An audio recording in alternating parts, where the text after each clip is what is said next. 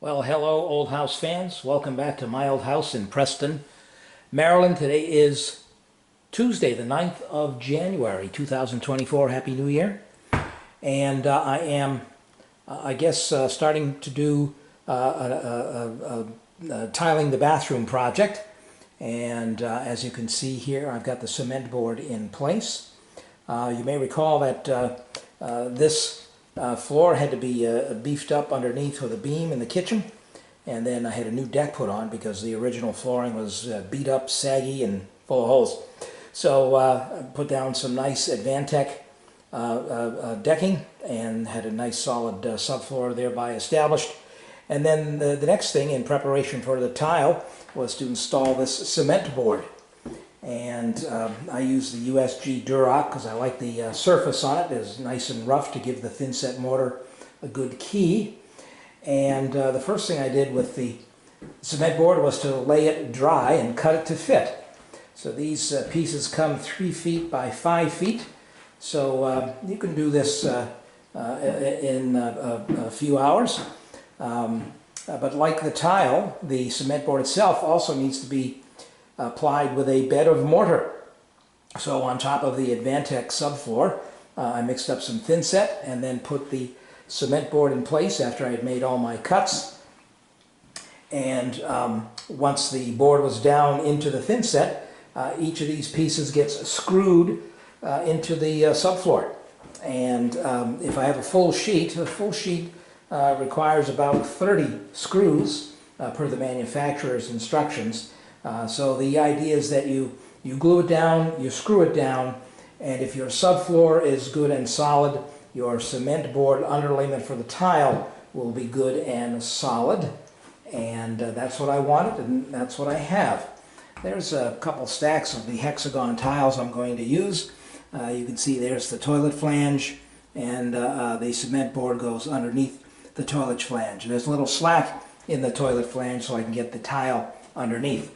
So here is the cement board, and when you're done with the sheets of the cement board, you want to come back, and again, per the manufacturer's instructions, you want to lay some fiberglass tape and some thin-set mortar at the joints. So again, you're trying to create a solid surface for the tile. Now my tiles are these hexagons, and they are about 10 inches by 11 inches. So they're a decent sized tile. But if you have a smaller tile, if you were working with a 6 by 6 square tile, and your tile might approach the edge of one of these boards and you didn't have the seam filled in, well, then you might have a potential to crack a tile.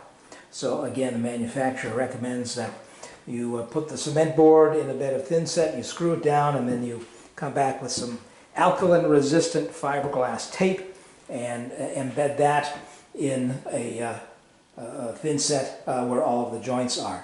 So that I've done, and I've also painted the walls. This is a dark color. I actually bought 3 gallons of it, and the first gallon was actually quite a few shades lighter, even though it had the same color label on the can. So I had to come back and paint this with another coat, which turns out to be a little bit darker, but I'm not too concerned about that because the tile is white, and the tile that will go into the tub surround is also white. So when I get the trim on the window, that will also be white. And so I'll have a nice, darker tone on the wall. It's a contemporary color, and with the bright white on the trim and the white of the floor and the white in the tile and the white of the tub, I'll get a nice contrast. Also in this particular bathroom, the washing machine will go there, it is white, and the dryer will go there, and it is white. And those appliances I have, if they fail in use, when I replace them, they'll be replaced with a white appliance, most likely. So the vanity is going to go here, and for the time being, I've just got a builder grade vanity. It is in a lighter gray color with a white cultured marble top. And I'll go into that later on when I do another video about the vanities. So that was one bathroom. I'm headed down the hallway to the master bedroom, and to go to the master bedroom where I have dry laid the tile. So one of the things in laying tile, whether it's hexagonal as these are, or whether it is square or rectangular, is you have to kind of make sure that you find where the room is square. And what you want to try to do is avoid having tiny pieces at the edge, you want as big a tile at the edge as possible.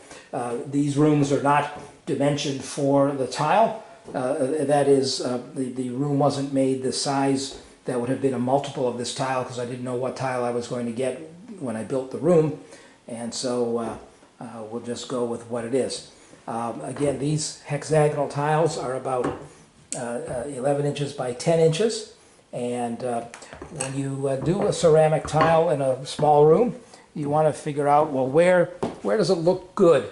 And you know, because you have hexagonal tiles, here as I come into the bathroom, I have a straight edge toward the wood floor. I could have rotated these 90 degrees and then I would have had a pointed edge toward the floor, but I decided to go with this because I think it looks more hexier, as the saying goes. So obviously I have 3 full tiles across. I'll have a fractional tile there and a fractional tile there. But I wanted to have, you know, get as many full tiles in place as possible. And I think the way I have them laid out, the fractional tiles that I'm going to have at the edge, none of them is extremely skinny, so that should look fine. The vanity is going to go here, the toilet is going to go there. I'll have slightly thinner tiles there, but they're still about 3 to 4 inches wide. And again, that's along the wall that you don't see when you come into the bathroom. And then I'll have a couple of about 2-inch wide pieces next to these full tiles next to the tub, but again, not that many. And I'll also have some large fractional tiles there as well. So the other thing I wanted to do in this bathroom was to have the black and white concept, because that's kind of a classical color scheme, but I didn't want to have a regular pattern. So what I've done is, in addition to buying the white tiles, I bought some black tiles, and I've sort of randomly scattered them about the floor. I didn't want to have them too close together, because then it would look like I just didn't have enough black tiles to make a regular pattern. So I did want the random look, but again, to have the contrast between the black and the white, so that it gives you the notion that it is the classical color scheme. So in most cases, there's about 3 white tiles between the black tiles. In a couple of cases, there are only 2 of the white tiles between the black tiles. This is in the closet space here. And I may, in some instances, do an edge tile in the black. So there'll be a fractional black tile that might be at one of the edge locations. I'm not sure yet. But anyway, hopefully I have gotten a random pattern that looks random. And again, it was just to add a little interest to the floor. And again, I've got the same wall color in here, and the tub surround will be a gloss white subway tile, and that'll go in after the floor has been grouted and the grout has had a chance to cure. And that's because then I can set the vanity here and set the toilet here and have a bathroom, sink, and a toilet here on the second floor next to the master bedroom. And then I can eventually get to the tub surround, because I have a functioning shower downstairs off the kitchen in the powder room, but when I tile the powder room, I have to disconnect the toilet in order to set the tile floor, but I don't have to put the shower that's down there out of commission. It's just a circular shower in the corner, and it can stay where it is and function while I redo the floor or you know, set the floor in the powder room, because I have to set the powder room and the kitchen at the same time, and that's a lot of square feet of tile, and there's going to be some tricky work in the kitchen, and I'll get to that in another video. But in any event, as you come into this bathroom from the bedroom, you've got full tiles here at the door, and then along this wall you've got the full tiles, and those fractional tiles those are going to be about 4 to 5 inches from the wall to the point. So it's a good size fraction that it doesn't look terrible, you know, like I've had to cut up a bunch of little pieces. But anyway, that's it for the tile. Next time you see this will probably be either when the vanity and the toilets have been installed, and the subway tile and the tub surround. So that's it. We'll see you in the next video.